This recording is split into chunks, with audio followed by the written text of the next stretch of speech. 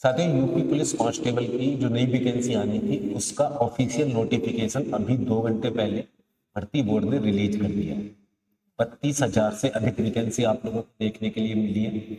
आप लोगों का जो रखा गया है कि आप लोग 31/12/2025 से लेके 30 जनवरी 2026 तक ये फॉर्म फिल कर सकते हैं। मतलब 1 महीने का समय ये फॉर्म फिल करने के लिए दिया गया है।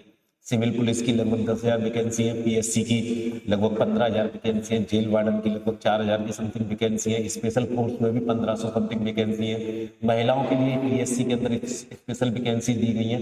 घुड़सवारों की कुछ वैकेंसी आप लोगों को देखने के लिए मिली है। बाकी सारी चीजें सिलेबस वगैरह में अदर वीडियोज में मैं आप लोगों को बता दूंगा किस तरीके से फिजिकल है क्या है। बाकी नोटिफिकेशन पढ़ के भी मैं एक बार लाइव आके आपको सारी चीजें बता चुका हूँ। मेन चीज जो यहाँ पे मैं इस वीडियो के अंदर डिस्कस करने आया हूँ वो इस वजह से आया हूँ कि जो एज वाला पूरा का पूरा ऑफिशियल नोटिफिकेशन के अंदर पैराग्राफ है वो मैंने पूरा का पूरा पढ़ के देख लिया।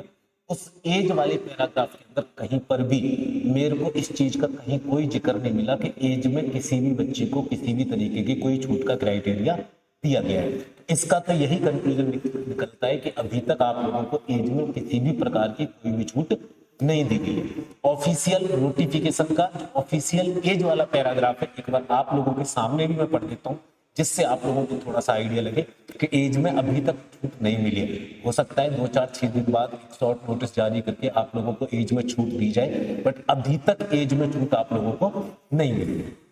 ये आप लोगों का एज वाला पैराग्राफ ऑफिशियल नोटिफिकेशन के अंदर क्लियर एज के बारे में बताया गया है कि किस कैंडिडेट की एज कितनी होनी चाहिए।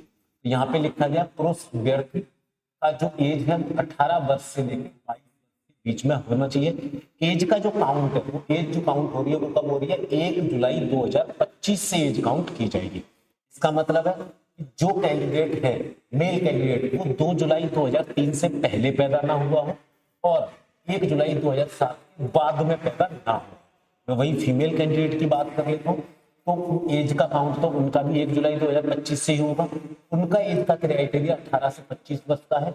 महिला कैंडिडेट जो 2 जुलाई 2000 से पहले पैदा हुए वो फॉर्म फिल नहीं कर सकते। मतलब 2 जुलाई 2000 के बाद में पैदा हुआ हो, 1 जुलाई 2007 से पहले पैदा हुए महिला कैंडिडेट इस फॉर्म को फिल कर सकते हैं।